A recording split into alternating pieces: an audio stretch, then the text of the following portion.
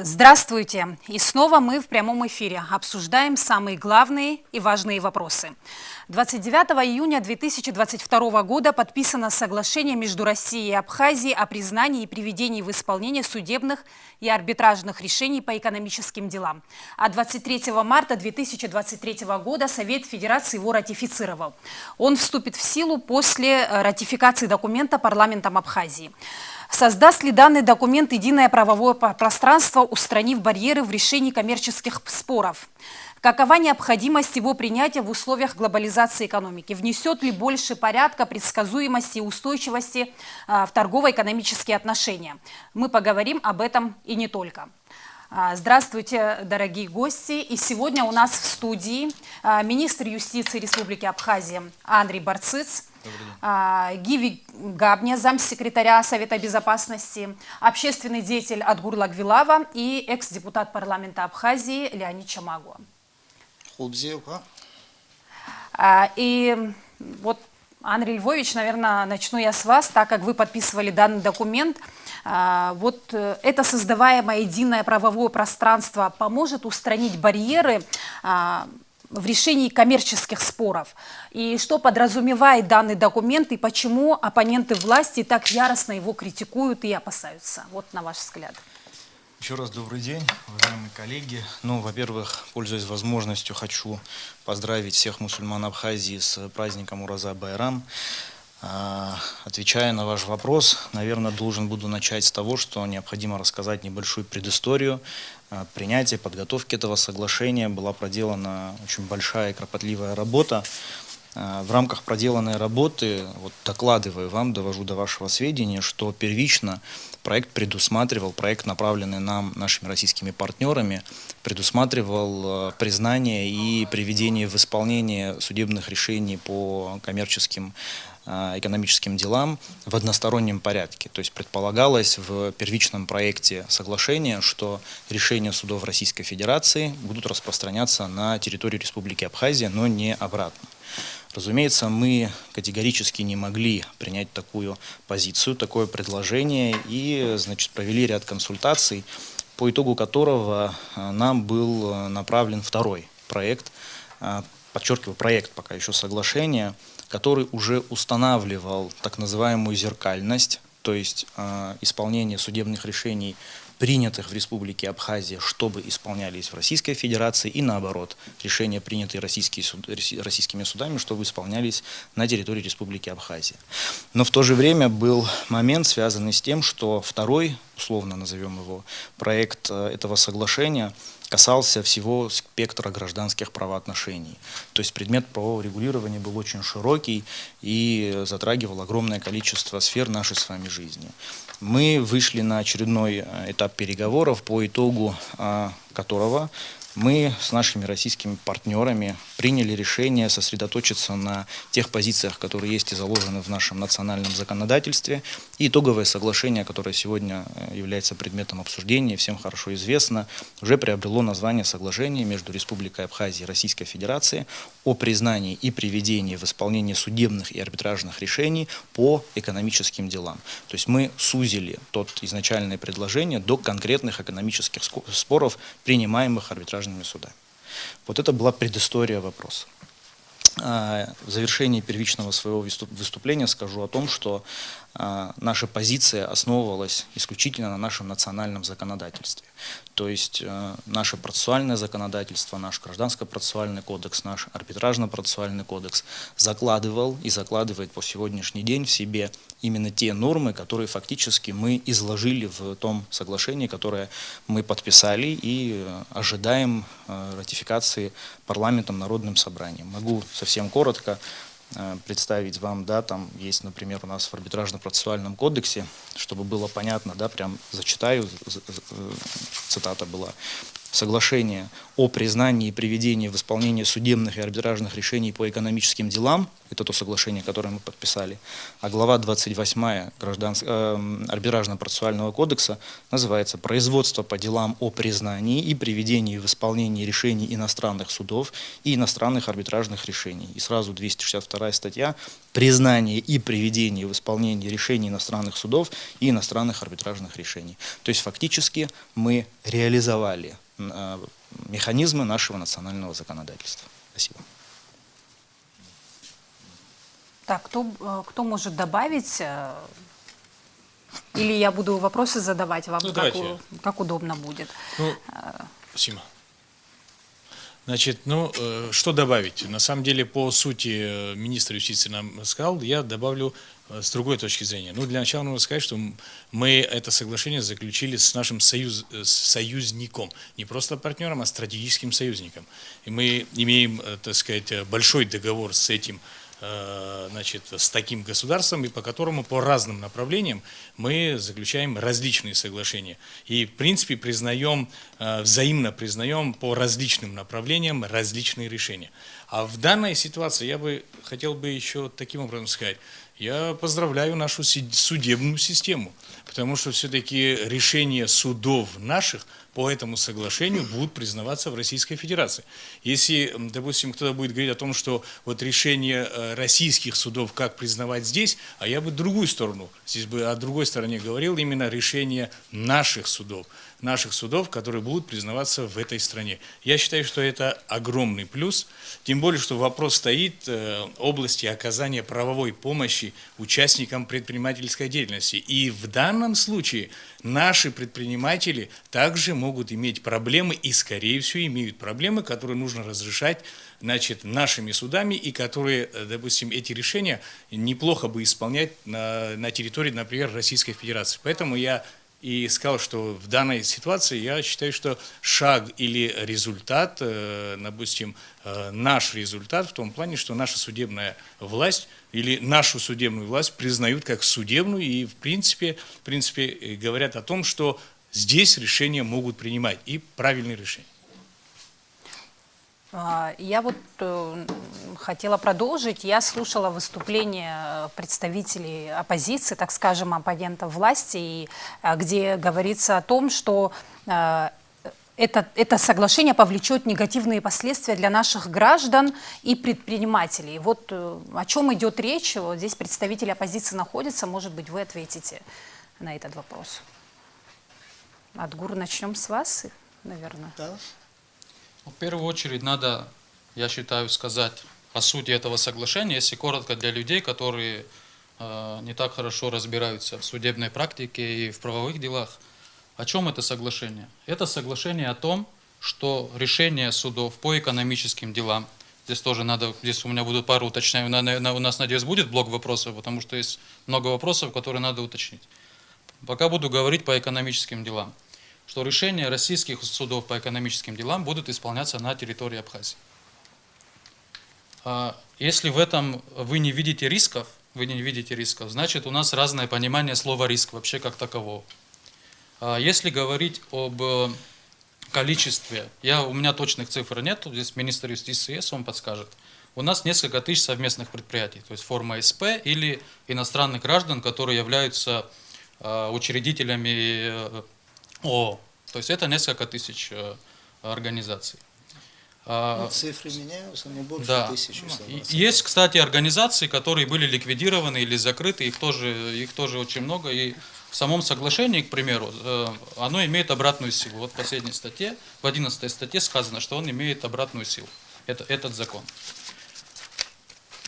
Если говорить о практике, конечно, принцип зеркальности, он как принцип, он звучит хорошо, но что мы имеем по факту? Надо говорить всегда по факту, что происходит в реальности.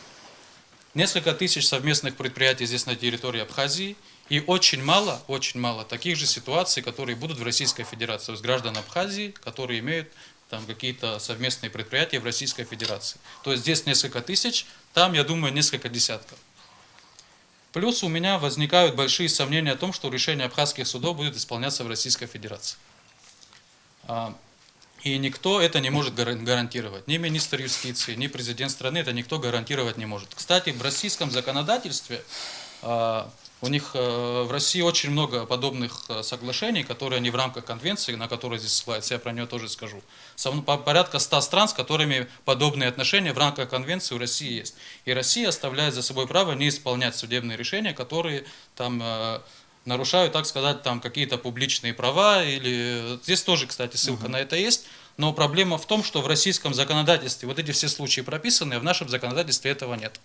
Поэтому я могу смело говорить о том, что у России намного больше возможностей не исполнять решения наших судов, чем у нас. Потому что мы эти решения будем выполнять, потому что на нас будет оказываться давление и дипломатическое давление. Поэтому у нас принцип зеркальности, если и сохранен, то он фактически принципа зеркальности не будет. Надо понимать, что это 140-миллионная огромная страна, член Организации Объединенных Наций, член Совбеза ООН, и мы маленькая страна, которая только строит свою государственность. Поэтому, если говорить о принципах, я считаю, надо больше говорить о фактически, когда принципы эти будут исполняться.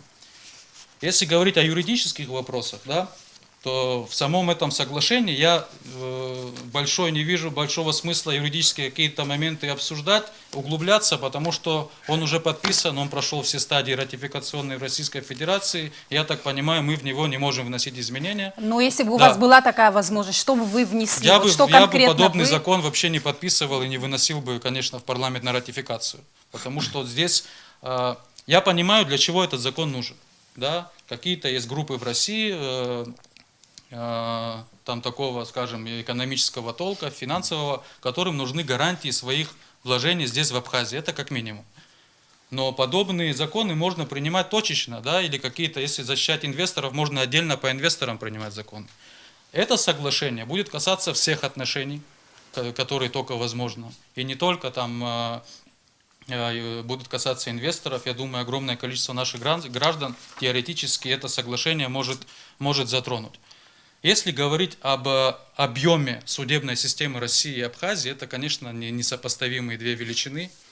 Если в России порядка 2500 только судов, это и судов общей юрисдикции, и арбитражных судов.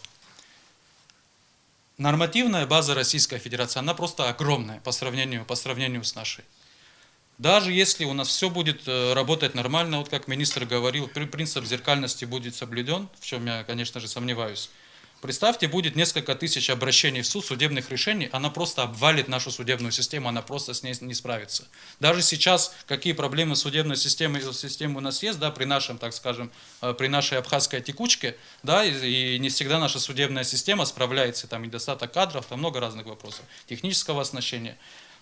Если несколько сотен судебных решений сейчас придет в нашу судебную систему, она просто обрушится, она под этой тяжестью она не сможет. То есть здесь очень много рисков заложены, которые мы как минимум к этому соглашению не готовы. Это как минимум я такую даю более-менее лояльную, либеральную оценку. Мы к такому соглашению не согласны. В самом соглашении, если говорить о юридических моментах, о которых я не хотел бы углубляться, но все-таки скажу. Здесь есть ссылка на Конвенцию Организации Объединенных Наций о признании и приведении в исполнение иностранных арбитражных решений от 1958 года. Почему-то в этом соглашении ссылается, по сути, это соглашение заменяет собой ратификацию данной конвенции, что противоречит нашему закону о ратификации международных договоров. То есть посредством этого соглашения мы не можем ратифицировать конвенцию Организации Объединенных Наций. Я и с юристами проконсультировался, это абсолютный нонсенс, мы такое допускать не можем, он не имеет никакой юридической силы, этот документ. Что касается самой конвенции, сама конвенция не предполагает участие в ней страны, которая не является членом ООН. Это в самой конвенции это написано в статье 10. То есть если говорить о юридических моментах, уже просто из-за одного этого несоответствия этот документ надо отправлять, условно говоря, обратно. Я не согласен с этой позицией. Так, теперь, если вы позволите, мы тут друг с другом все не согласны, давайте мы не будем друг друга комментировать, внимательно выслушаем. Первое, по поводу уважаемой нашей ведущей, я не слышал яростных каких-то аргументов против, только началось обсуждение в обществе, оно идет очень, на мой взгляд, в русле корректности. Я надеюсь, что дальше мы не только блистать своим образованием будем, но и воспитанностью. Поэтому думаю, что тут никакой ярости в наших взаимоотношениях не было.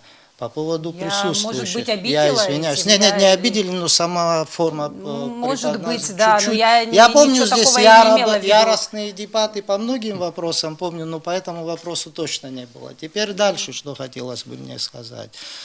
Ну, я вот с огромным уважением к нашим оппонентам отношусь и понимаю, что ихняя подача материала, ихняя форма видения материала, она идеализирована, на мой взгляд. То есть они вкладывают как патриоты, как сыны Абхазии туда свои лучшие побуждения, свое хорошее видение ситуации. Но это не значит, что эта ситуация не грозит какими-то для нас тяжелыми последствиями. Вот здесь о конвенции говорили.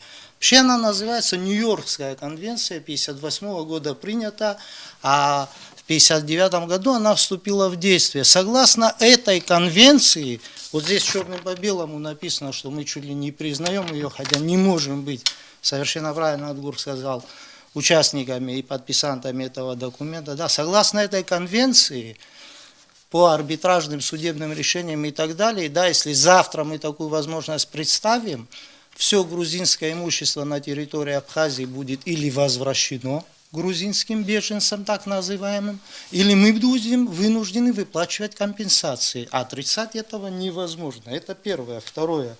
Вот здесь говорили о широком круге вопросов, об огромном труде, проработанный по материалам. Я уверен, что абхазская сторона и работала, и старалась. И вот нам представили документ, в котором сказано, что выполняются только изначально позиции российской стороны. Но мы с детства знаем, что надо требовать большего, чтобы добиться нужного результата. Это, во-первых, неуважение. Огромная страна, Российская Федерация, по отношению к Абхазии всегда проявляла дружелюбные отношения, помогала в развитии, финансировала многие проекты, но при этом иногда у меня возникает впечатление, что вот не мытьем, так катанем. Документ этот не раз поступал, и аналогичные документы руководства нашей страны поступали и бывшим министрам, и всегда находились аргументы, связанные с тем, что этот документ принимать нельзя. Вот здесь вот круг вопросов. Я хочу обратить ваше внимание на сам документ. Вот его объем. 3-4, это крупным шрифтом напечатанных листа, из которых всего 11 статей. 1, 6, 7, 8, 9, 10 и 11 фактически не несут никакой смысловой нагрузки. Нагрузка смысловая – это статья 2, статья 3 и статья 4. Основание отказа в признании и принудительном исполнении решения – статья 5. На мой взгляд, этот объем ничтожно мал для того, чтобы обхватить соответствующие вопросы, тем более, что здесь сказано, что мы в статье 5 читаем: стороны взаимно признают и приводят в исполнение вступившие в законную силу решения судов и международных коммерческих арбитражей по спорам, возникающим при осуществлении предпринимательской и иной экономической деятельности, за исключением административных и иных публичных правоотношений, которые складываются между физическими лицами, организациями. Это все касается судебных тяжб с муниципалитетами, с нарушением выборного законодательства, административных арестов и так далее. Я читал просто совсем недавно соответствующие материалы в Российской Федерации. Поэтому я ничего нового не говорю, не придумываю. То есть за исключением этого фактически все наши сферы, вся наша жизнедеятельность вот здесь на 2 листах. Размытых, не конкретизированных, не говорящих ни о чем. Тогда у меня возникают некоторые вопросы. У нас речь идет об экономических вопросах. Вот мы знаем, что экономика делится, да, нас это все здесь лучше меня, я думаю, знают, люди молодые, более образованные, да. Первичный, вторичный, третичный, четвертичный сектор экономики. Что это такое, да? Вот, это деление по секторам, производство, строительство, сфера обслуживания, Финансы. там, финансы там, и так далее. Да?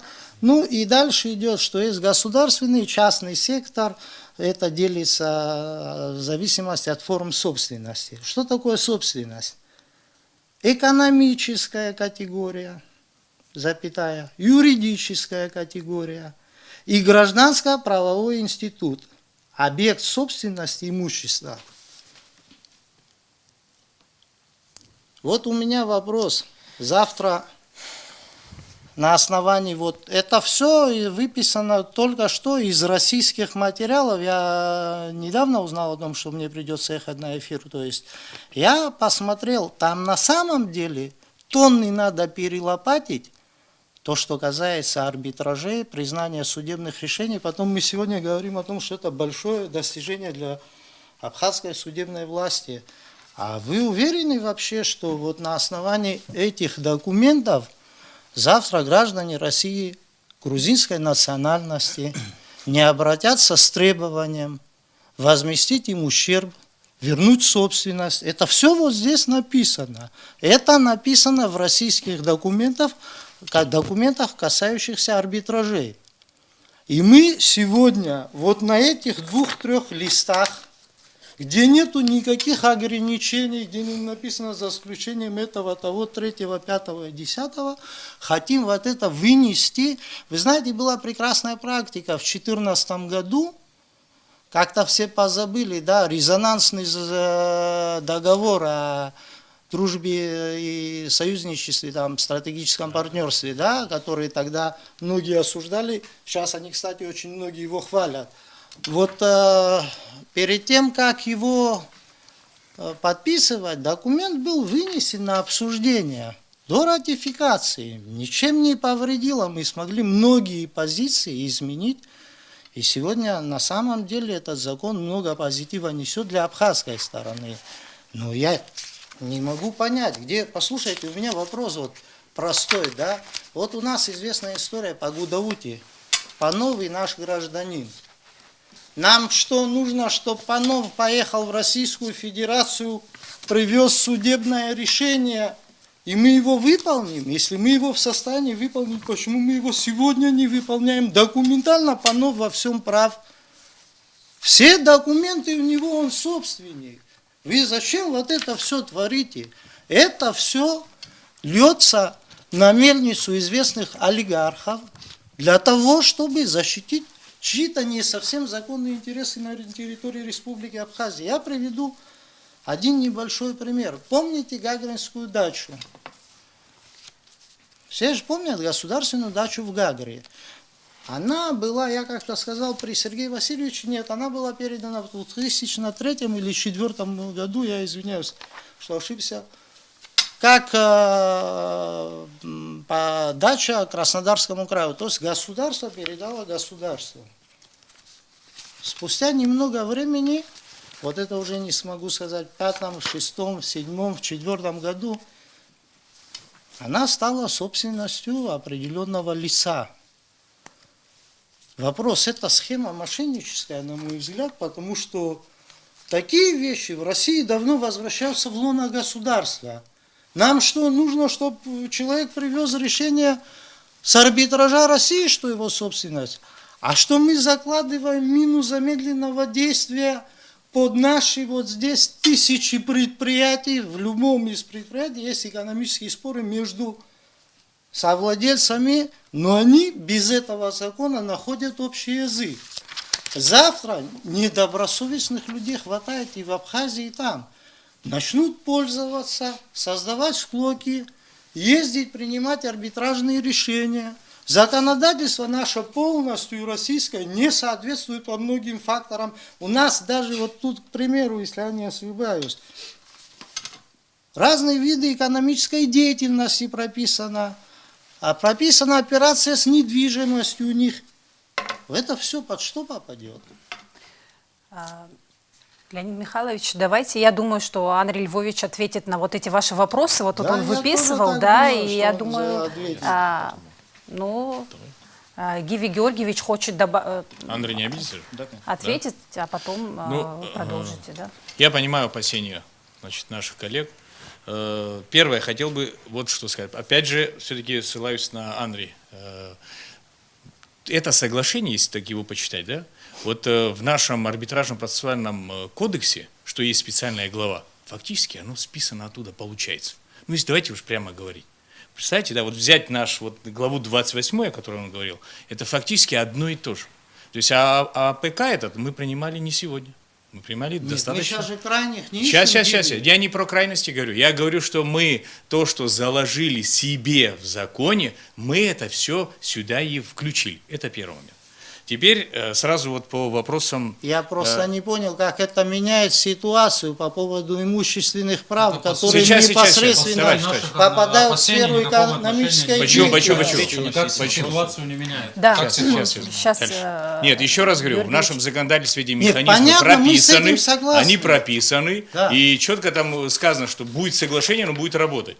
Оно прописано уже. То есть наш законодатель, когда прописывал эти все элементы, он наперед тоже думал. Да. Законодатель, я сейчас не помню, когда это мы принимали, но когда-то это принимали, значит, депутаты. Поэтому все опасения там тоже, скорее всего, заложены.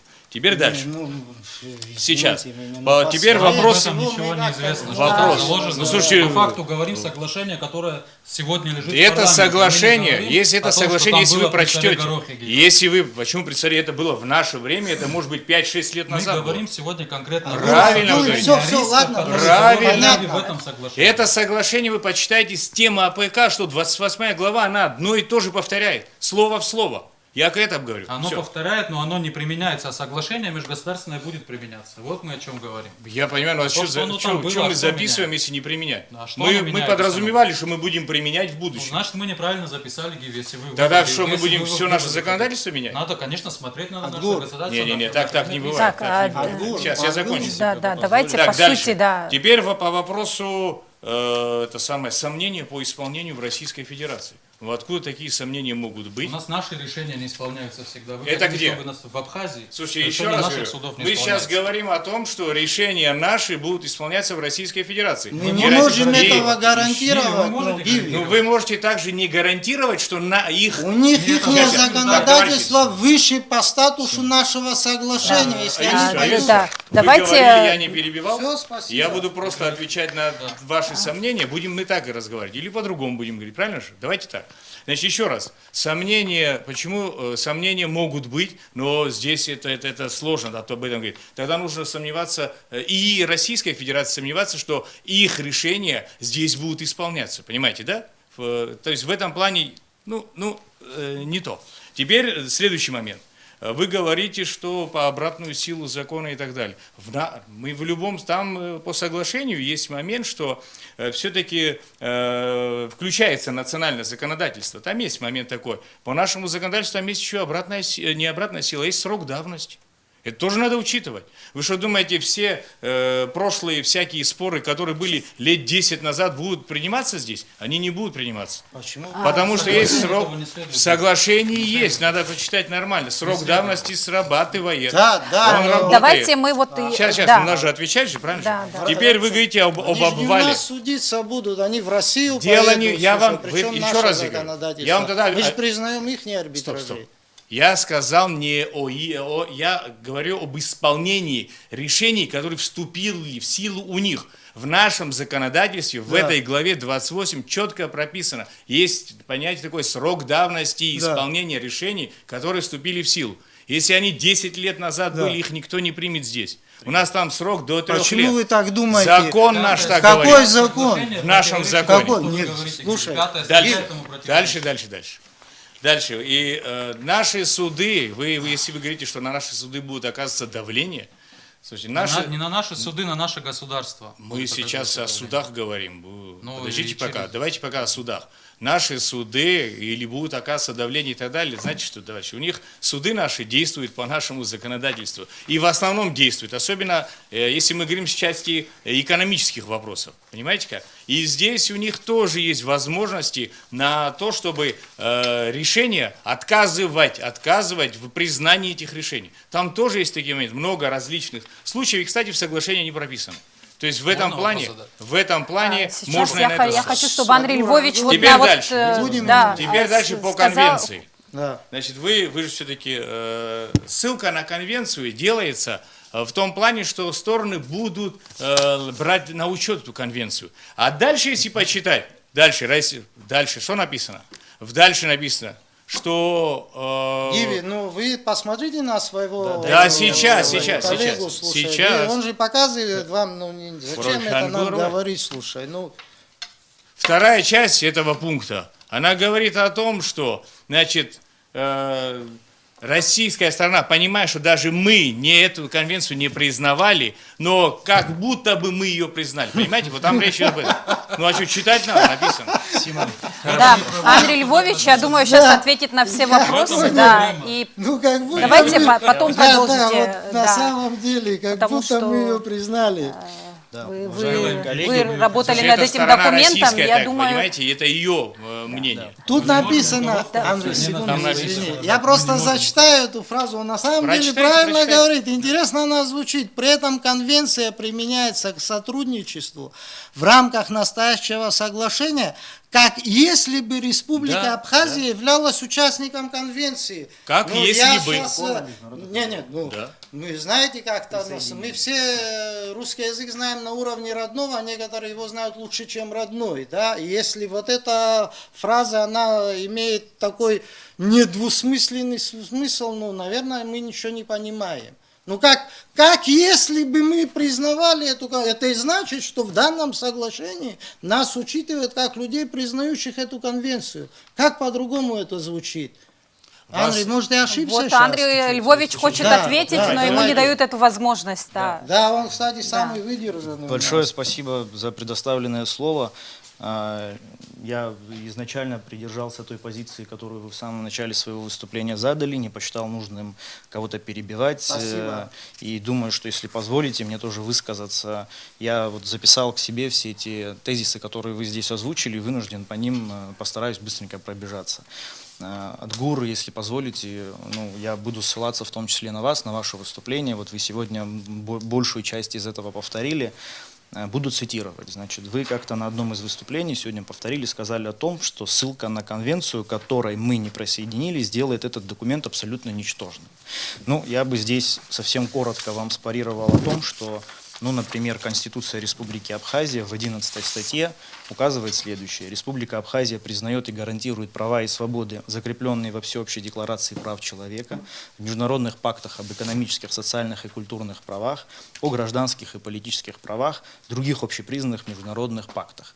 То есть, как минимум, Конституция, с учетом того, что мы ограниченно, да, признанное государство, нас большое количество стран пока еще не признали, резолюции Генеральной Ассамблеи ООН от 16 декабря 1966 года фактически присоединились к этому пакту.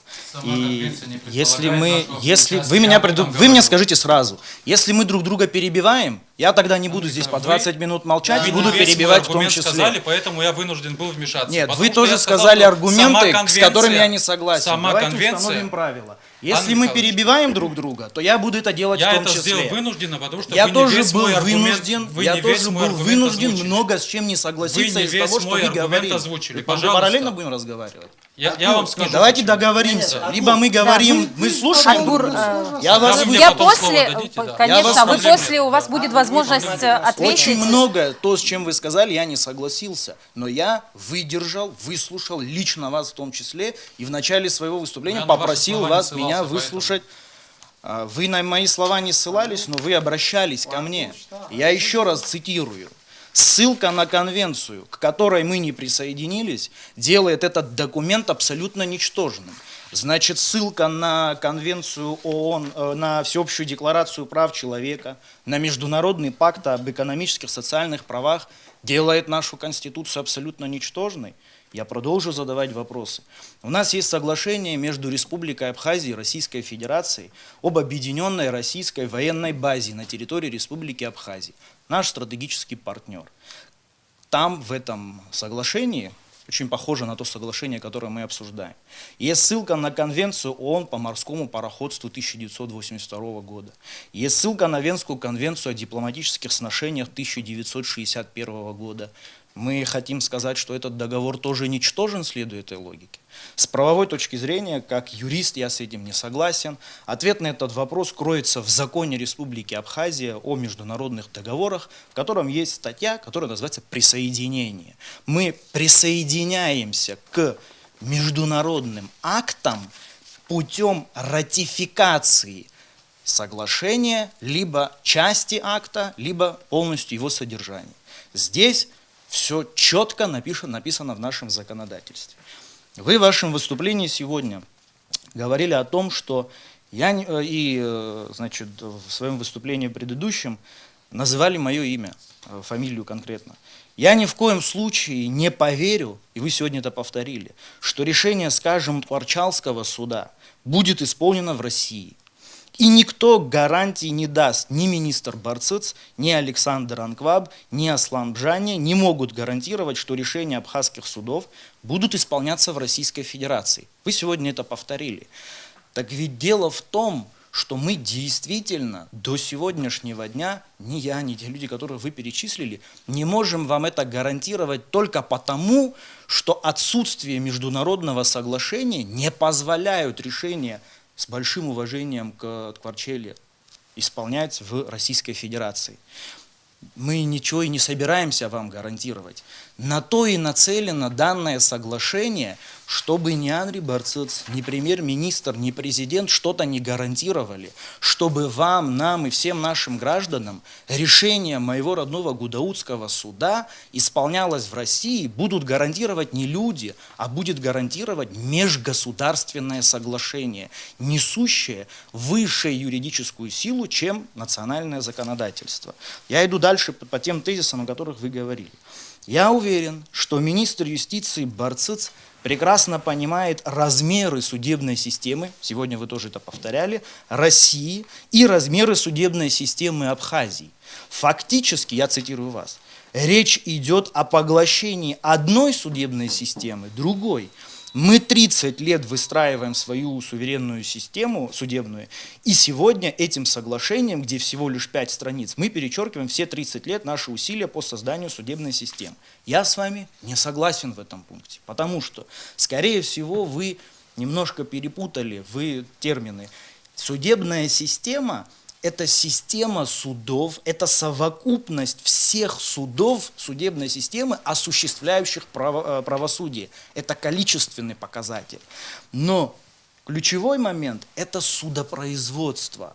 Вот судопроизводство – это регламентированная нормами процессуального законодательства деятельность, направленная на осуществление правосудия.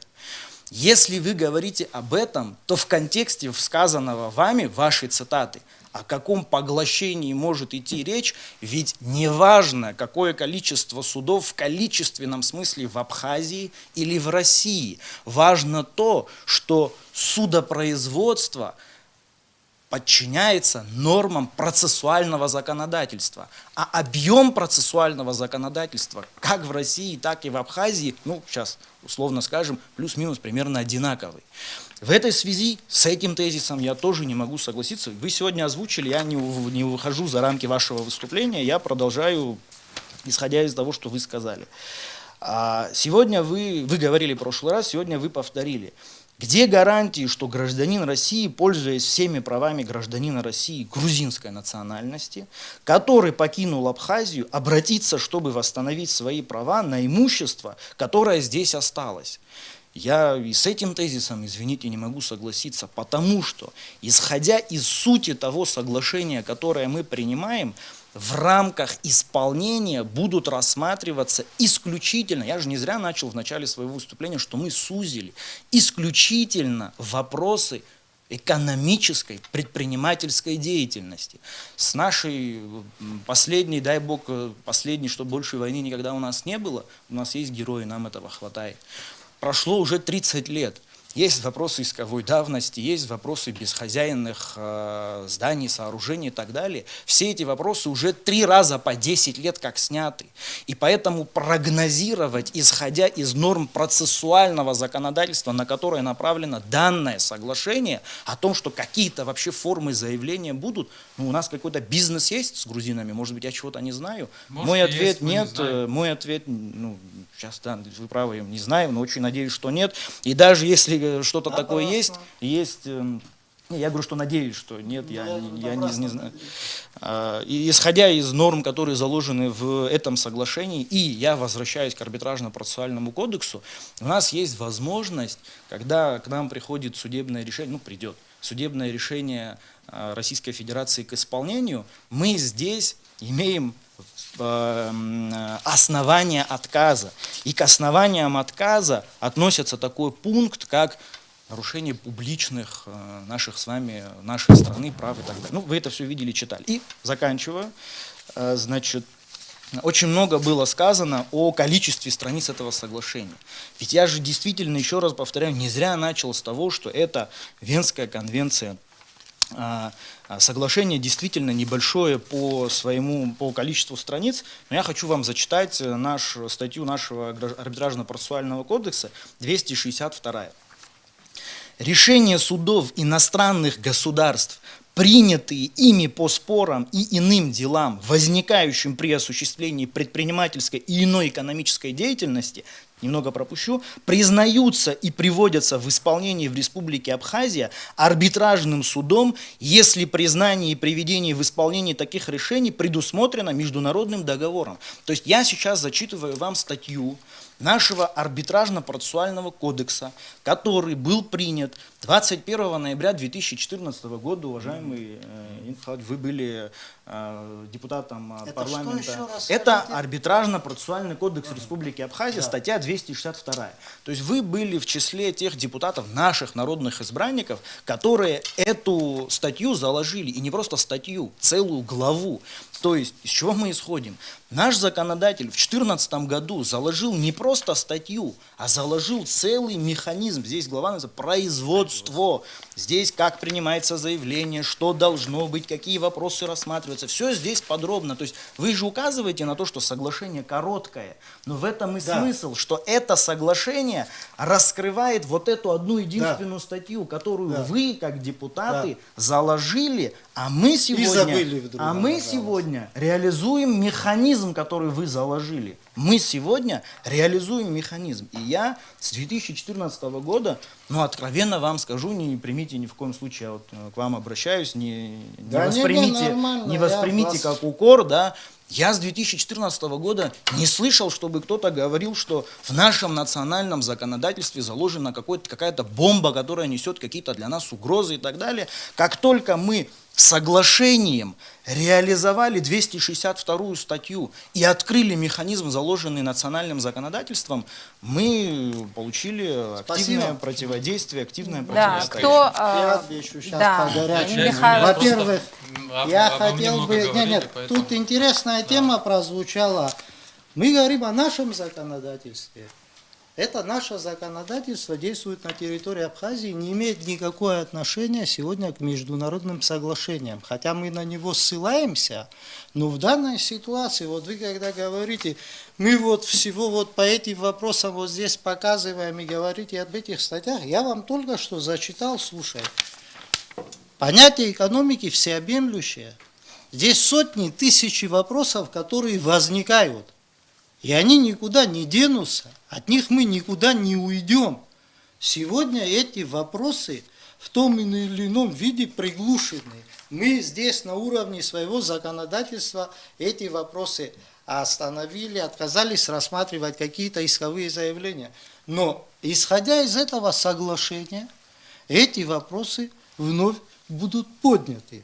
Потом мы, когда говорим о том, что эти там вопросы там, экономического плана, они только предпринимательской деятельности касаются.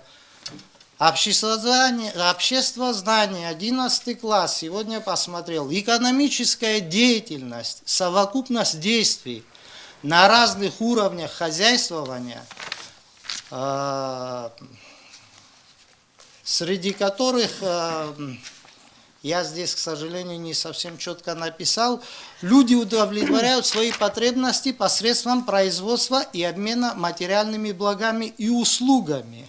Экономическая деятельность делится на 4 вида: производство, распределение, обмен и потребление. Вот согласно этому документу, да, вот простой пример. Потребитель может обратиться в арбитраж, приехал сюда, в Гагры, плохо накормили, в гостинице плохо обслужили. Поехал, выставил иск. Может?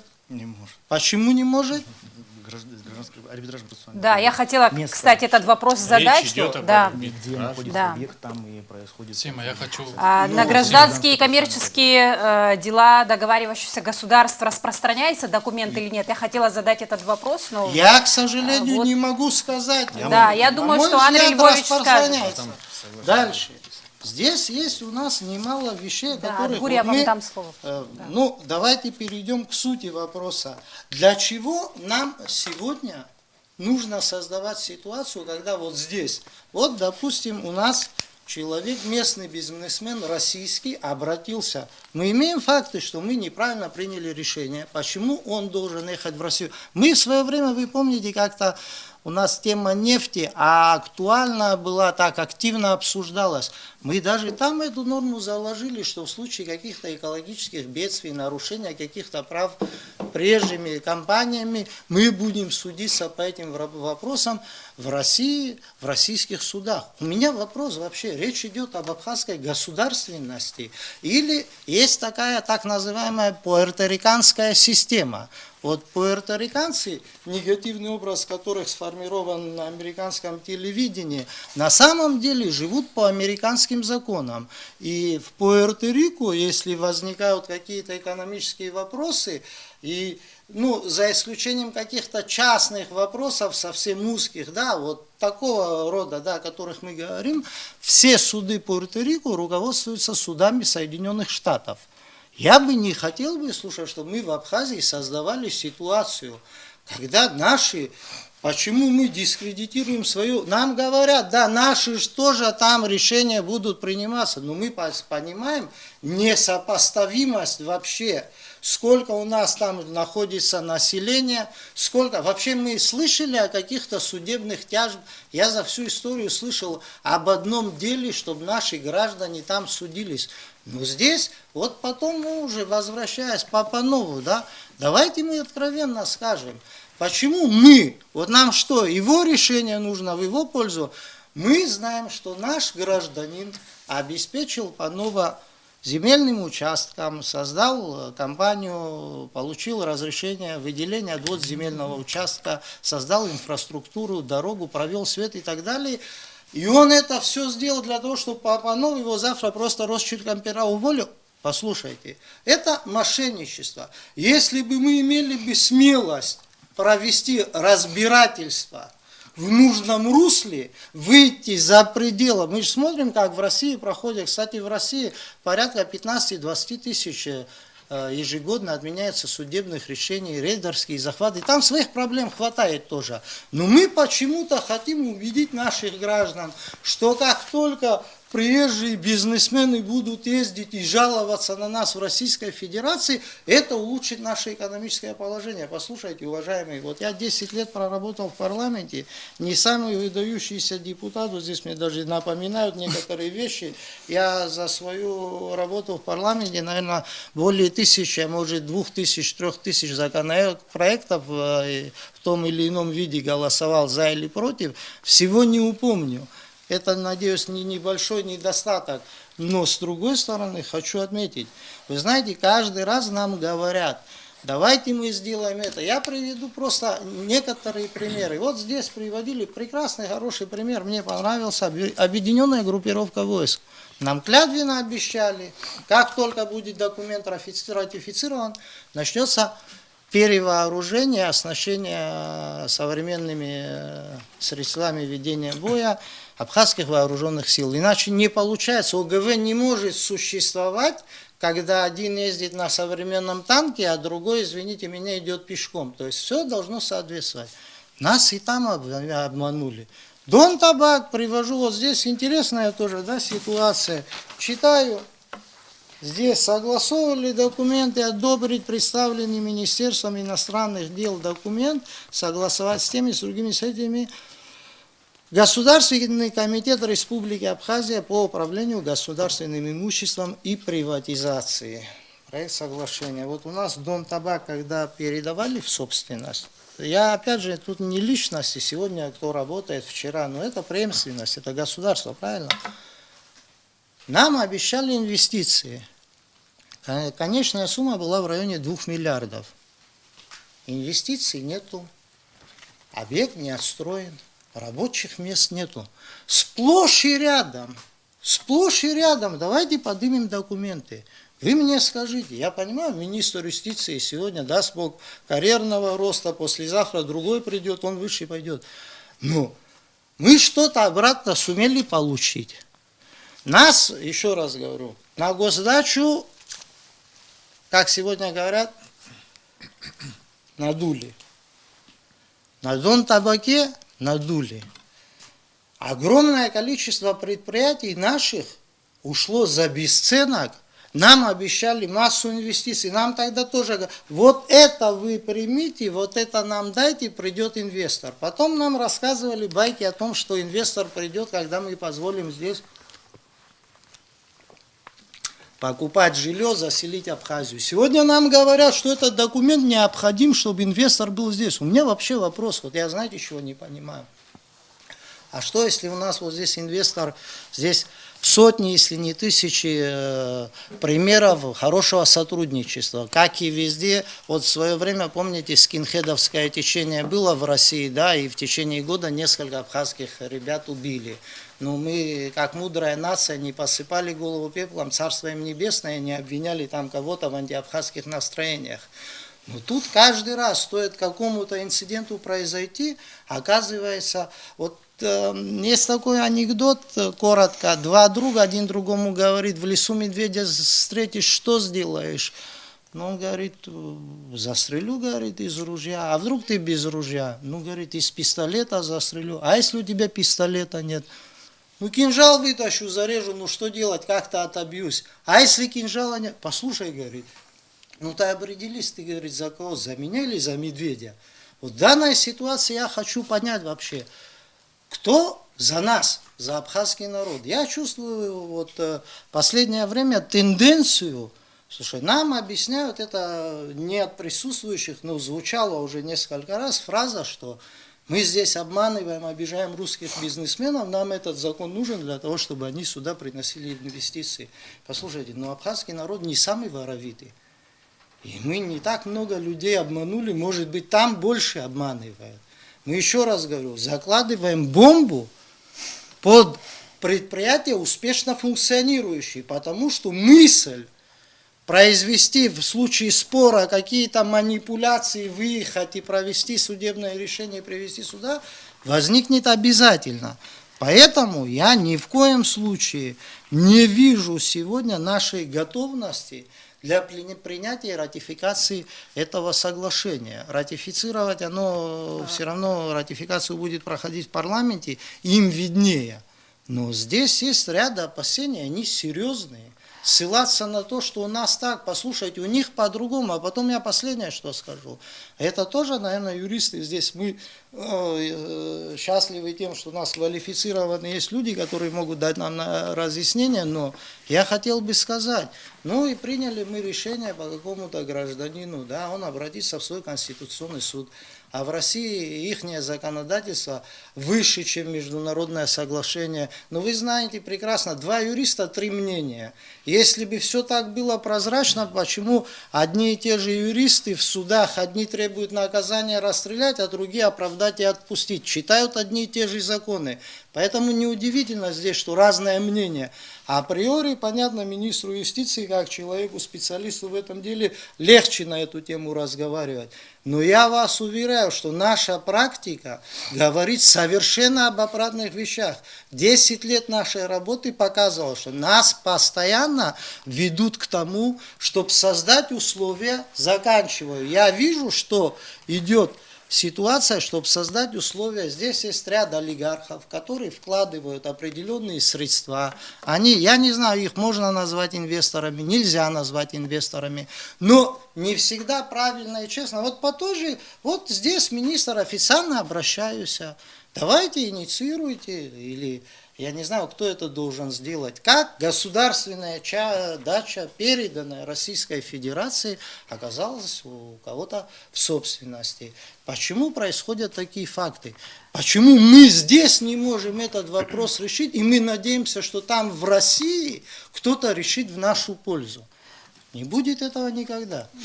Михайлович, Ну, вот Адгур пожалуйста. ждет очень терпеливо, Да, и я тоже очень спасибо. терпелива, хотя вы уже Нет, меня нет, назвали невоспитанной, но я не я перебила. Да. ничего такого не Да, говорю. Хотел было. бы ответить Прекрасно, уважаемому да. министру. Вы тут маленькую лекцию прочитали про международные договора. Это мне, к счастью, все было известно, да, но все равно спасибо. Может, кто-то не знал, вот или зрители посмотрели. Я почему вас, я извиняюсь, перебил? По той причине, что вы мой аргумент озвучили не до конца и ответили только на его часть.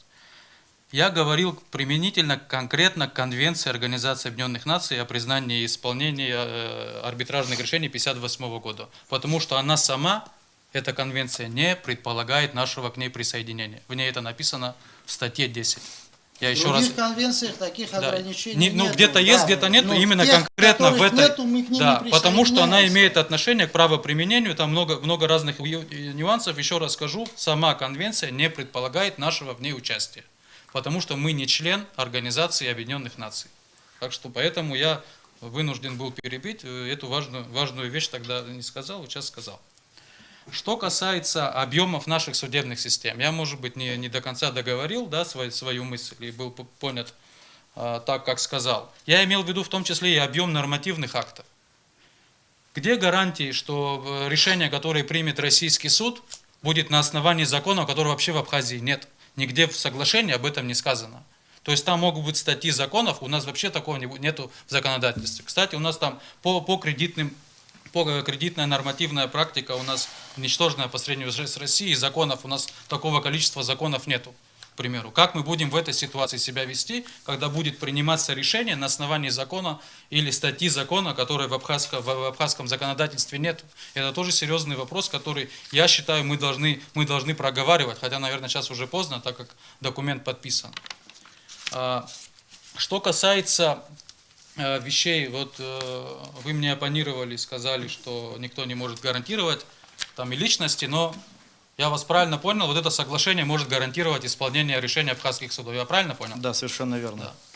Да. Российское законодательство национальное выше международных договоров. Это недавно они такую норму приняли. Когда я говорил о том, что никто не может гарантировать, я в том числе имел в виду и эту особенность российского законодательства. И к тому же, я имел в виду, что фактически добиваться решений, исполнения решений абхазских судов надо будет конкретно по каждому решению. Еще одна важная вещь, которую, к сожалению, вы не озвучили, но я считаю, ее надо было озвучить намного раньше, до подписания, уже не по факту. Если, к примеру, гражданин России обратится в суд, скажем так, в Сахалине, ответчик здесь, в Республике Абхазия, вынужден будет на этот суд либо попасть, либо отправить своего представителя. Это будет сопряжено с большими финансовыми затратами для наших граждан. Вот уважаемый Леонид Чамагуа говорил, я с ним полностью согласен. Здесь много юридических тонкостей, которые вы, Андрей Борцы, знаете намного лучше, чем я и все здесь присутствующие, да, в студии. Но это не отменяет того факта, что это соглашение, в этом соглашении наших интересов граждан Абхазии нет. Это мое стойкое убеждение, убеждение многих людей, с которыми я по этому вопросу и с юристами я говорил, и с людьми, которые бизнесом занимаются, и в том числе с депутатами я говорил, наверное, ту работу, которую вы должны были провести до того, как подписали этот договор. И ни один человек здесь не увидел какие-то радужные перспективы, которые вы строите на основании этого закона. Он не для нас, этот закон, сделан. Я не знаю, для кого он сделан, и, надеюсь, никогда не узнаю, если его парламент не примет. Еще пару важных вещей я хочу озвучить. Я не хочу в полемику вступать. Если бы документ был бы сейчас на стадии обсуждения, он еще не был бы подписан, имел смысл там Но вдаваться тем в не какие-то менее мы юридические обсуждаем, и мы детали. мнение можем... Вы мне много внимания уделили моей личности и тем моим заявлениям, которые я сделал помимо этой студии. Поэтому, в свою очередь, тоже хочу рассказать об одной важной вещи. То, что произошло с этим соглашением, мне очень напомнило ситуацию с договором по Пицунде. Это соглашение было подписано, сейчас я точно посмотрю, 29 июня 2022 года. Соглашение по Пицунде было подписано, если я не ошибаюсь, в феврале того же года. Также оно было подписано, то соглашение по Пицунде, это в тайне, не было ни общественного обсуждения. Никто я об этом соглашении узнал недавно, около месяца назад. Хорошо. Если это такой стиль подход, я такой стиль считаю неприемлемым. Ни с депутатами парламента этот договор не был обсужден. Я со многими разговаривал и считаю сейчас депутаты парламента в очень сложной ситуации, в такой же ситуации, как и получилась ситуация с Пицундой, когда им по факту, им по факту получается последний, кто принимает этот документ и будет нести за него ответственность. Да, это будет парламент Абхазии. Он получается, попал в такую неудобную ситуацию по договору по Пицунде и по этому соглашению. Я вот хочу мне такой стиль не нравится. Если бы мы на стадии, еще до того, как этот договор был подписан, я уверен, как у нас есть практика 2014 года, мы внесли изменения в межгосударственный договор. А вот в остальные договора, остальные договоры мы на обсуждение выносим. Вот я хочу узнать, я просто раньше принимаемые соглашения. Это практика такая существует? Я дам разъяснение. Ваш вопрос хороший, очень четкий вопрос. Я вам напомню быстро. Я могу не Пожалуйста, помнить, у нас касается МВД, помните название органа, который мы создали, к сожалению, ИКЦ, да, информационно-координационный центр. Обсуждение шло, по-моему, только ленивый по поводу него не высказался. Кстати, напомню вам, нам в открытую тогда сказали, о чем здесь обеспокоенность. Я не вижу противоречий в наших разговорах, просто каждый видит, наверное, одну сторону. И КЦ нам предлагали создать и 200 человек привести сюда сотрудников правоохранительных органов из Российской Федерации, в том числе для проведения оперативно-розыскных мероприятий. И это получило огласку, к нам приходили представители общественно-политических партий, движений. Мы приглашали на беседу, кстати, тогда был молодой мужчина, подполковник, представитель российских структур здесь, в Абхазии. Он давал разъяснения, для чего это нужно, как мы видим. Кстати, вот знаете, я не хотел бы быть пророком и ни в коем случае не претендую на это, но вот у меня стойкое убеждение, может оно ошибочное, но опять же говорю, я его выношу из своего опыта работы десятилетней, что у нас вот какая-то цепь выстраивается. Мы прекрасно понимаем, у нас были разговоры с нашими коллегами из Российской Федерации, и одно за другим принимаемые или еще не принятые, но декларируемые решения, они преследуют только одну цель.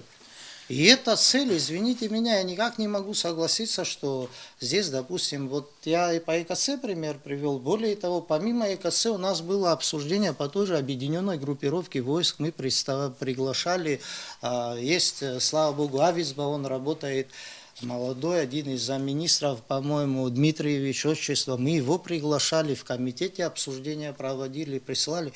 Все соглашения, начиная с момента, как мы принимали вот этот договор, подписанный в конце 2014 года, да, последующие, которые шли за ним, да, в развитии этого, они проходили обсуждения и неоднократно обсуждались и до парламента, когда к нам приходили документы, эти документы передавались в общественные организации. Я помню, кстати, вот сейчас я вам напомню, задолго до подписания, и уже не говорю о ратификации, там, и вот помню, как амсахаровцы в парке напротив Андрей Джиргения, тогда был членом Амсахара, выступал по поводу этого договора всеобъемлющего, как руководство и представители Амсахара возражали и говорили, что он представляет нам для нашей страны большую угрозу.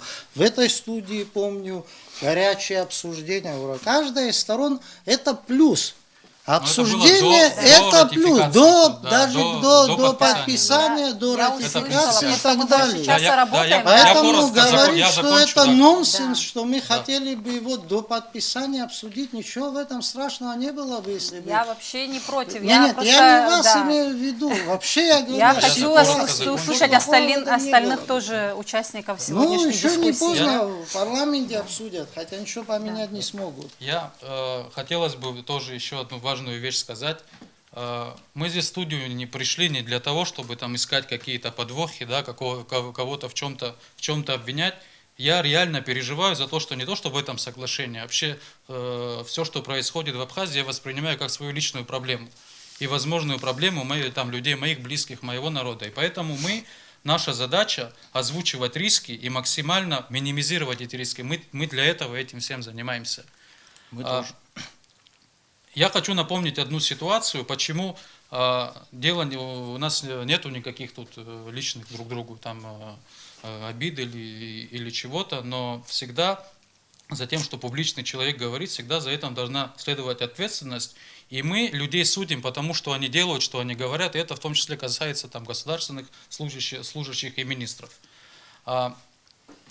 Еще раз я вернусь к Пицунскому соглашению. В этой же студии несколько месяцев назад было обсуждение Пицунского соглашения, и вы, Андрей Барцис, участвовал в этом обсуждении и тоже защищали то соглашение, как и это. В результате выяснилось, что в том соглашении были серьезные проблемы, да, и ошибки. Поэтому где гарантия, что вы сейчас не ошибаетесь в том, что вы говорите?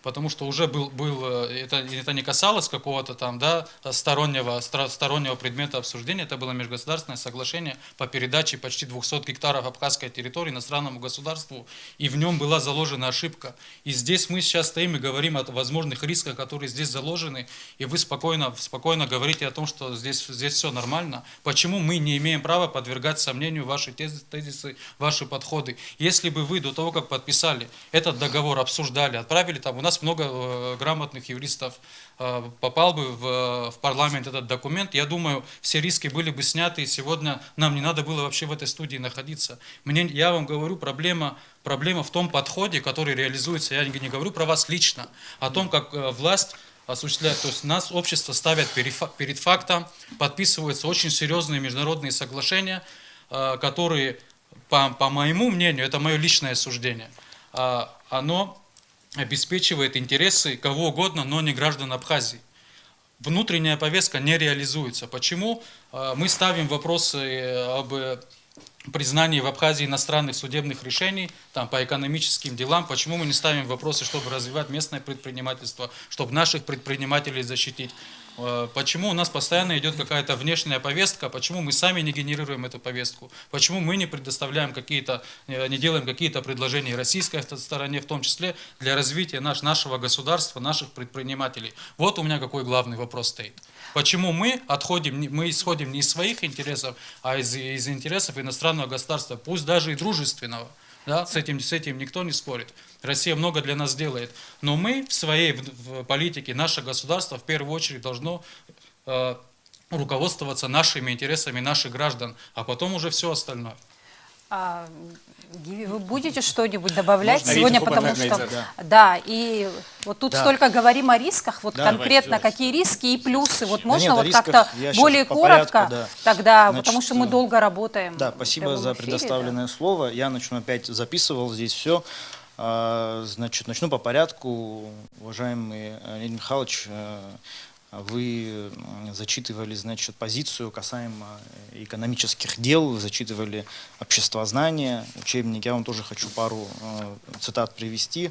Это ряд, кстати, вот белорусские ученые, Вабищев и Маньковский, которые полагают, что в самом общем виде экономическая деятельность представляет собой деятельность стоимостного характера, направленная на создание материальных и нематериальных благ. Например, есть Не буду профессор... спорить. Да, ну, Не буду есть спорить, профессор это Белых, который экономическую деятельность определяет хозяйственной активность индивидов, их объединений по производству, распределению, перераспределению материальных благ в рамках товарно-денежного обмена, ну, и так далее. Прекрасно. То есть, почему я сейчас, значит, зачитываю вам вот эти определения, это знаменитые ученые, потому что мы начали с того, что регулирование общественных отношений в данном соглашении носит узкий характер и не выходит за пределы, которые мы бы назвали бы опасным. У нас есть коммерческая предпринимательская деятельность внутри нашей страны. Эта деятельность регулируется нашим гражданским, гражданско-процессуальным, арбитражно-процессуальным законодательством. Да. По поводу.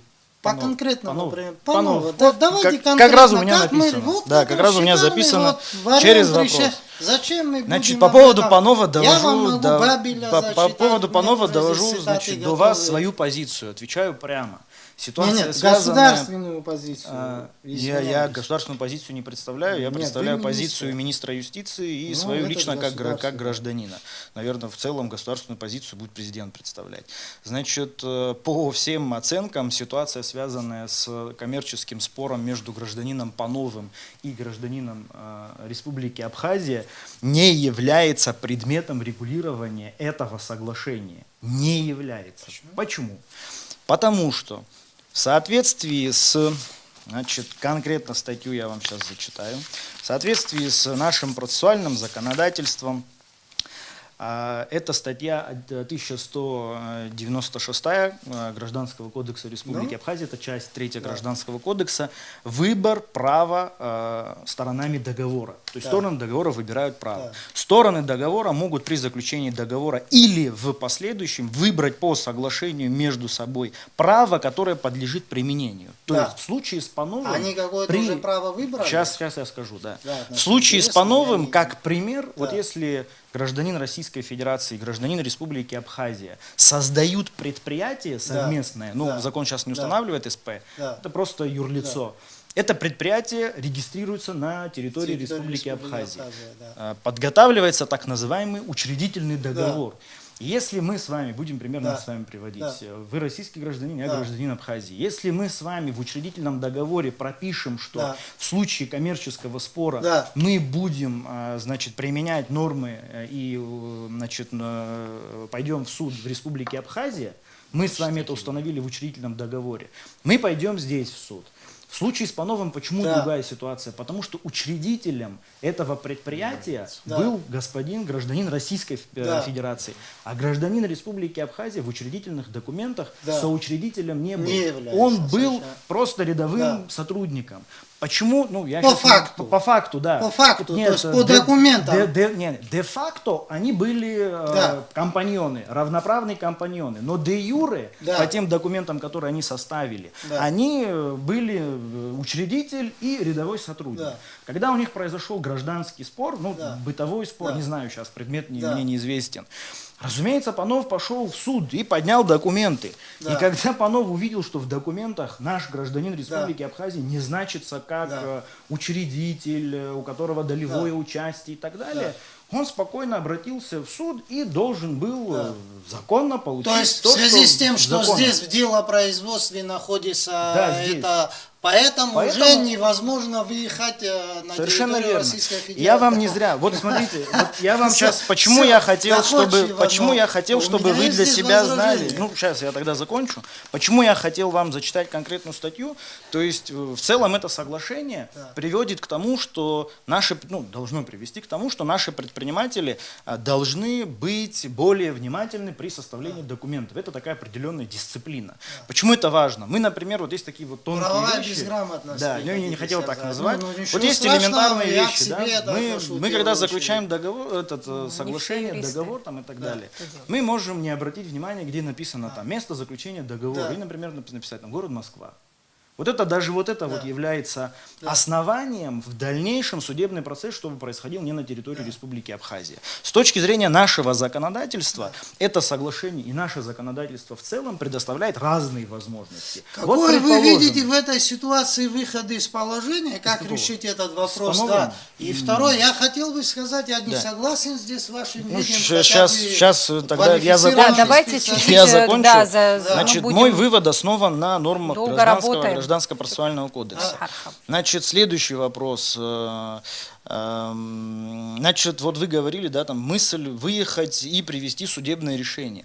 Но это не бывает так просто. Значит, это соглашение не подразумевает, что мы с вами имеем там совместное предприятие здесь, в Абхазии, я там гражданин России, и вдруг захотел, А как поехал оно и принял. подразумевает? Как подразумевает, рассказываю.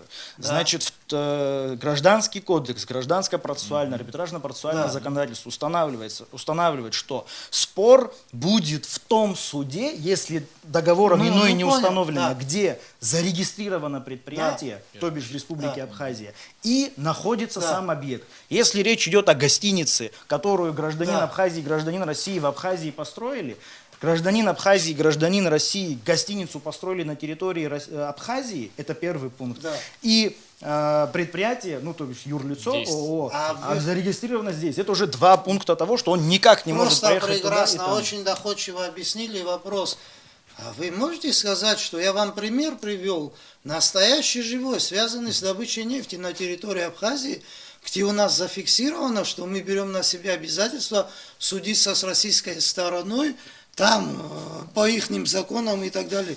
Вы Отвечаю. можете утверждать, и это просто пример, вы можете Да, я утверждать, отвечу что на это, да. тысячи этих совместных предприятий, вы знаете, на каких основаниях составлены документы, и что они все эти документы исключают возможность выехать и принимать решения там. Даже в случае с Пановым, я думаю, если статья поменяется, и он иск по-другому подаст у себя в стране, они примут его к рассмотрению. Здесь не все так однозначно, как вы говорите. Вы сами прекрасно знаете, какие есть возможности, особенно для крючкотворцев и юристов. Да, я Конечно, отвечу. я же спросил. Значит, вы задали вопрос, связанный с тем, что там нефть и так далее. Я не знаю, о каком примере вы говорите, Не, но ну, знаю точно, что, я могу например, объяснить. да, я отвечу на вопрос.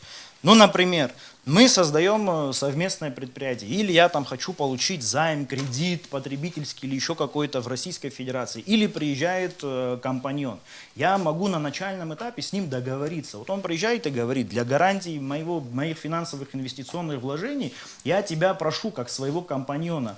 Если ты не возражаешь, давай в нашем учредительном договоре мы укажем, что местом разбирательства будет, да, там, суд в Российской Федерации. Я могу на это согласиться, могу не согласиться. И это вне зависимости от того, ратифицировано соглашение или нет. Это происходит и сейчас. Сейчас Я вопрос пойду можно дальше. сразу, я извиняюсь, нам так легче, вы грамотно объясняете, мне очень приятно вас слушать. То есть в этой ситуации, по поводу вопросов с нефтью, я же говорю о том, что я не вижу здесь, ну да, написали, кто-то подписал, кто-то с кем-то что-то с нефтью, договорился. это Ну, расскажу позже, здесь, наверное, многие знают, что это такое. Я не вижу, я об этом пытаюсь все время, я не вижу нашего интереса. В чем?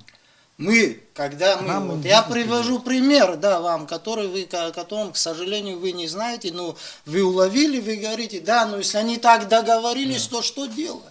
Ну, я говорю, тут вопрос, почему это вызвало ажиотаж в обществе, но, к сожалению, возможно, вас здесь просто не было, поэтому вы не слышали. Когда нам говорят, что приедет компания, будет добывать нефть, там, Окум оттуда Я началась понял, на шельфе и так далее, Я понял. встал вопрос о рисках.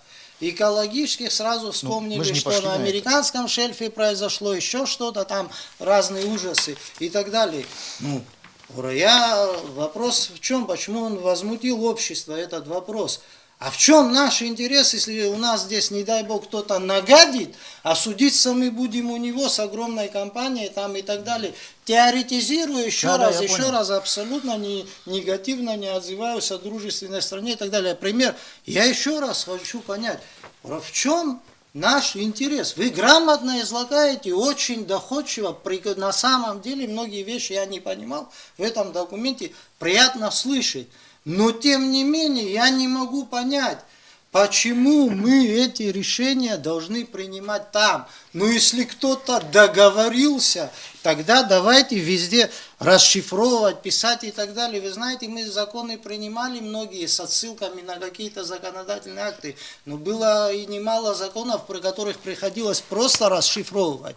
Надо, наверное, об этом писать в соглашении. Но вы сейчас будете мне говорить о статье. Да, но я с вами уже несколько раз не согласился, потому что я тоже обращался к документам в Российской Федерации по их арбитражам, как они рассматривают эти вопросы. И я думаю, если у них будут приниматься эти решения, касающихся наших там граждан в том числе, они будут приниматься, наверное, по их законам. Нет, вот а это не я по это и нашим. хочу Да, вам сказать. вот, Вот обратите внимание, глава 67 Гражданского кодекса, часть 3, статья 1180.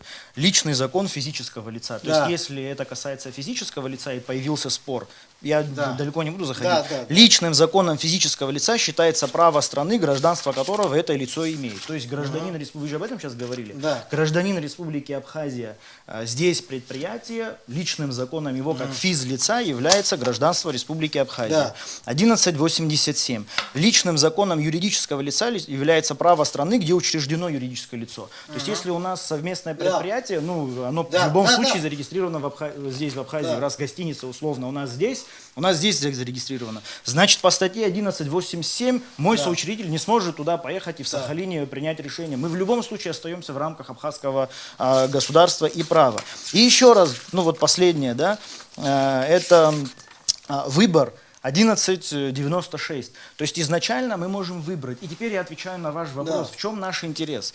Вот, например, значит, есть же такие вещи, как кредитование, банкинг и так далее. Вот я, например, сегодня хочу открыть в Республике Абхазия предприятие. Опять-таки вернемся к той же злосчастной гостинице. Я хочу попросить кредит в российском банке. Там процентная ставка намного ниже, там есть льготные условия и так далее. Я могу прийти в российский банк и сказать, я хочу в Абхазии построить гостиницу. Они мне говорят, в связи с тем, что значит, глава 26 арбитражно-процессуального кодекса Республики Абхазия не работает в связи с отсутствием соглашения, мы хотим дать тебе деньги, потому что Абхазия окупаема, вы человек добропорядочный и так далее, но не можем, потому что в случае чего наши риски не оправданы, мы не сможем вернуть сюда деньги. Когда будет это соглашение, если оно будет ратифицировано, российский банк скажет, мы можем доверить деньги абхазскому предпринимателю, потому что там, экономически быстрее окупаются денежные средства, и поэтому банк будет Очень заинтересован дать эти деньги. Очень заманчиво будет звучит. заинтересован. И вот основная цель Но этого по факту соглашения... закончится тем, что будет огромное количество судебных решений, не в это срок будет нас достроенные дисциплинировать. гости. Нас это должно дисциплинировать. Андрей, Почему я должен страдать с из-за... глубоким уважением к вашим знаниям и к тому, что вы Давайте говорите. уже завершать. Я Давайте еще вот мы последнее, да, мне- начнем себя дисциплинировать сами. Вы нам предлагаете, вы знаете, это петля, в которую мы голову когда засунем, мы уже не высунем. Михайлович, Мы- Я Я, не понимаю согласен ваши, с вами. я понимаю, что Мы вы не уже согласны. час так 20 в говорите? эфире, Меня это давайте радует, мы что мы с очень другой много стороны, одно и последнее, то же я говорим, хочу да, ответить. давайте конкретно. Последний вот. ответ. Да, Значит, я хочу, здесь чтобы мы записывал. подвели итоги. Вы мне говорили про Пицунду. Значит, соглашение подписано тайно, с этого вы начали. Тайно подписано соглашение. По Пицунде, да.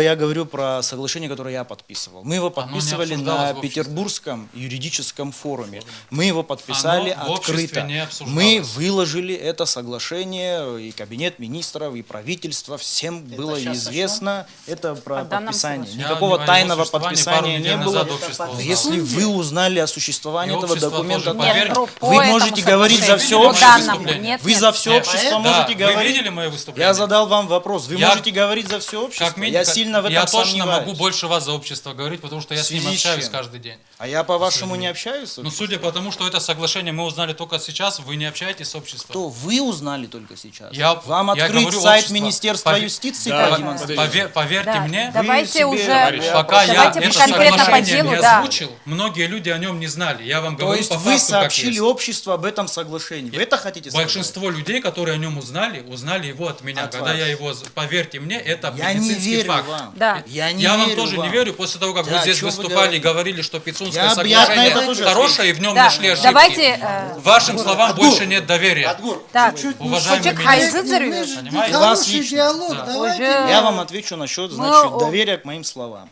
Значит, что касается Пицунды. Я думаю, что вы не забыли, я являюсь министром юстиции. Для меня мои основные познания находятся в области права.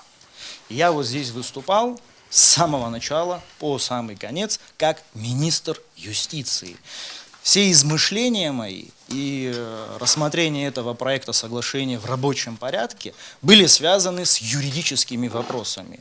Я не являюсь землеустроителем, и даже при большом желании это не входит в сферу моей компетенции, поэтому говорить о том, что не нужно было вам это говорить, скажу вам так. Поэтому сегодня То, я что мне могу надо говорить, спокойно... я знаю, поверьте Нет, мне, мне Да. не надо вы знать, можете что мне говорить, но оно не должно Да. затрагивать меня. И что вы закончу говорите, оно тоже я, не должно меня значит, затрагивать. Вы это сделали опять-таки не раз, вашими кстати. словами. Вы говорите, я это соглашение расцениваю как экономический Гаагский трибунал для абхазского народа. Ну, как вы говорите, раз вас все общество слушает, я хочу вам и на это ответить в том числе. Назвать данное соглашение экономическим Гаагским трибуналом все равно, что назвать его судом Осириса из книги мертвых. Вы спросите, почему? Потому что ваше высказывание точно такой же и древнегреческий миф. И я вас прошу прекратить давайте заниматься чуть-чуть, политической ну, я Да. Это мифологией. была Давайте мы моя- уходим мой от вам темы. ответ. Это Давайте. была моя оценка Значит, этого В договора, конечном потому что итоге, при личных значит, слов, Сима, чтобы я ваше хочу соглашение закончить Да, вот я эту вам- эту озвучить, часть да, своего давайте я не могу. выступления. Поэтому я использую Хочу выражение «гаагский трибунал». Хамса, Андрей да, Владимирович. хочу свое выступление закончить тем, что меня всех же нас что-то беспокоит. Меня в том числе беспокоит то, что, на мой взгляд, у нас появляется какой-то клуб рассерженных экспертов. Когда ты, я говорю за себя, открываешь просторы интернета и видишь людей, за которыми тезисы записываешь, и умиляешься о том, как вообще на них отвечать. У общественных деятелей, у политических деятелей, на мой взгляд, должна быть такая вещь, как ответственность, политическая ответственность в том числе. И говорить те вещи, которые я слышал, и на некоторые из них я сегодня пытался парировать, это два варианта. Либо юридическая безграмотность, либо умышленное введение нашего общества в заблуждение. Я призываю всех нас быть ответственными и в качестве экспертных оценок ссылаться на нормы законодательства. Спасибо за внимание. Секунду, Андрей, Сима, мы можно- должны можно пройти я по два одному слова лагу, отвечу? Андрей, вы публичный человек и должны понимать, я с симпатией это сейчас говорю, должны понимать, что в интернете люди пишут свое мнение, оно не обязательно должно быть высокопрофессиональным, это первое. И второе, все-таки вы знаете, вот вы правильно сказали, вы министр и отвечаете за свой, извините, узкий участок. В целом, да, государство у нас широкое, а это узкий участок. Вот здесь ряд примеров я приводил. Это меня тоже касается то, что вы сказали. Я не юрист, могу заблуждаться. Еще раз, вы объяснили доходчиво некоторые вещи. Но я вам привел факты. А факты сегодня говорят в Абхазии, что есть некая тенденция, на мой взгляд, еще раз говорю, эти факты говорят о том, что есть некоторая тенденция, направленная на решение интересов узкого круга людей. Вы уже это В третий раз, да, результате сказали, этого, да, прошу, давайте мы решения очень тянем мы эфир, можем да. оказаться у разбитого корыта. Да. Все, Я спасибо. поняла, я услышала, да, вот сегодня Можно практически я не говорил, отвечу? Тут Адгур, было- мы все уже Можно много я? сказали, давайте Мой адрес вашему я хотел бы коллеге. ответить. Не, С товарищ, вашего так не позволения. пойдет. Вот так не Гиви пойдет. хочет сказать, он Вот сегодня практически Если не вы говорит и всех заметили, слушает, я да, начал, очень спокойно. да. чуть сказал и перестал. Да. Ну, хотел, чтобы все-таки мы выслушали друг И друга. Если мы мы бы спорили, завершаем. мы не смогли бы эфир провести. Но я вообще-таки думал, что мы будем говорить о соглашении в той части, что как все-таки вопросы признания и приведения в исполнение будут работать. Понимаете, там же есть, вот, я думал, у нас спор будет здесь, потому что нас же слушают и профессионалы, и те же судьи, и арбитражных судов, и других, и думают, ну, о чем они говорят, скорее всего, а говорили бы о механизме, как это признание все-таки происходит, и как его приводить в исполнение, понимаете, мы ушли от этого. А если бы мы здесь, в этом ракурсе говорили, там интересно было бы. Всем интересно было. Вы А мы знаете, ушли. Мы ушли. здесь нам некоторые ликбез устроили, я без иронии говорю, потому это что все-таки я не юрист, да? Еще раз говорю, я руководствуюсь практикой. То, о чем вы говорите, для этого как раз нужно было в свое время, может и сейчас не поздно пригласить людей, юристов высокого уровня, представляющих разные точки зрения, и обсудить. Я Здесь Леонид, там за Яшу, гиви Яшу. абгацух шахаси ханацо там не ай утса созиги изгана, а ус кунуз буиги хамук шахи и хей галут хши хозгуана гаразмо юристки хайзазер. Уиги Михайлович, я вот в абзия. подтверждение. Салгу, Я поэтому салгу. и лишний раз Ан- не салгу старался даю, не салгу. соврать. Да. Гиви Я Альбе закончу. Яхтап. Леонид, Вам с Оля. профессионалом ويا легче زنامي было. زي حارت شايفين это обреганы хагазги бзиху не интерес гема. Это один момент. И потом еще раз хочу сказать, ну уже здесь говорили о том, что по данному соглашению, слушайте, вы вспомните лето, открываем все источники информации по подписанию и до этого тоже. Мы сами тоже не читаем. Мы не заходим на сайты ни правительства, ни Министерства юстиции и так далее. Информации висят. Их надо просто читать. Понимаете? Если вы скажете, что общество не знало, общество, может, и не читает, поэтому и не знает тоже. Это тоже есть такой момент. И это одна сторона. Другая сторона, я вообще не сторонник того, чтобы все решения мы давали в общество. Слушайте, на то и исполнительная власть, на то и законодательная власть. Каждый на своем уровне и имеет меру ответственности. Правильно же? Опыт развития нашего государства, Подожди. к сожалению, о другом гиве. Не-не-не, подождите. Мы через много... многое... белым то, что вчера было Так, черным. Леонид, Мы- мы давайте через мы многое от темы уходим, давайте проходим. уже конкретно Но если говорить каждый вопрос по мы теме. будем Очень выносить, ушли Леонид, далеко. мы ничего не примем. Да. И не будем стоять на одном Не месте. секретный вопрос. Ну, слушайте. Ну, не И секретный тем более, что вопрос. этот вопрос не такой уже и проблемный. На если базе уже парламента можно было в народном собрании, на базе парламента можно было бы... И на обсудить. базе парламента все же вопросы. У каждого есть своя компетенция и мера, и ответственность. Поэтому, а тем более, что по данному соглашению никаких закрытых моментов не Ну, к было. сожалению, Оно было открыто. Мера Вот компетенции и ответственности некоторых наших руководителей, которые до сих пор, не хочу на Билла оскомину говорить, но нету этой Давайте ответственности. Андрей, это не к вам будет Спасибо. сказано, Да. да, вы можете сейчас вздохнуть. Я о другом совсем говорю. Андрей, Но переживает. вы говорите об идеалах, их нету. Давайте уже завершать. Мы говорим, Я говорим о коротко, праве, Разговор, как я закончить. очень буду коротко, вступать, если, я потому очень, что мы да. долго работаем, Да, и это мы есть очень идеал, и который идем по мы кругу одно и стремимся, то же. но Давайте, почему-то мы если что-то приходим к новое. другим вещам. Только. Все, я- спасибо. Да, Адгур, Да, столько буквально с- 2 слова. Да, столько внимания моей персоне было.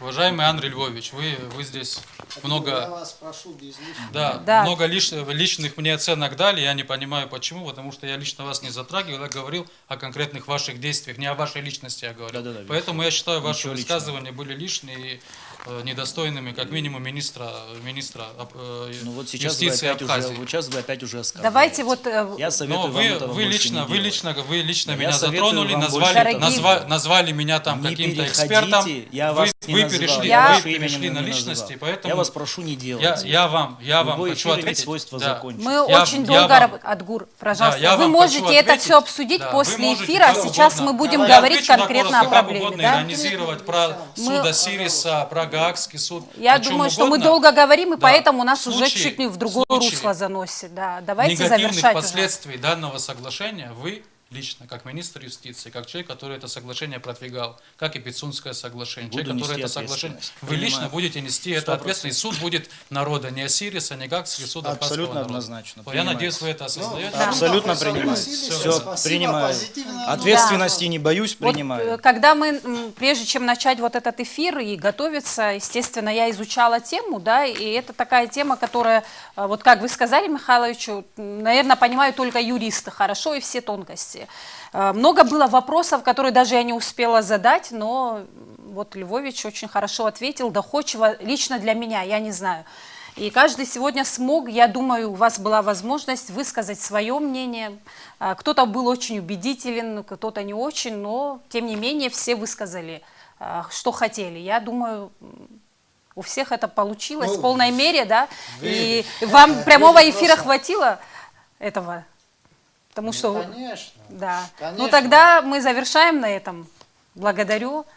за участие. Почти 2 часа, да? Вам тоже Да. большое спасибо. Мы, еще раз возвращаясь к сказанному, я ни в коей мере не хотел задеть вас, просто когда, ну, вот, что яростно, мы как-то не обсуждали нигде в обществе эту тему. Мы Я только- говорила о том, что я видела, я поэтому... А что вы видели? Ну, я видела несколько выступлений, высказываний, комментариев, и я в этом слове Ну, ничего это плохого же не не видела. публично И это не где-то было было. поводом называть меня невоспитанной, это правда. А я такое Да, слово сказал? завершаем.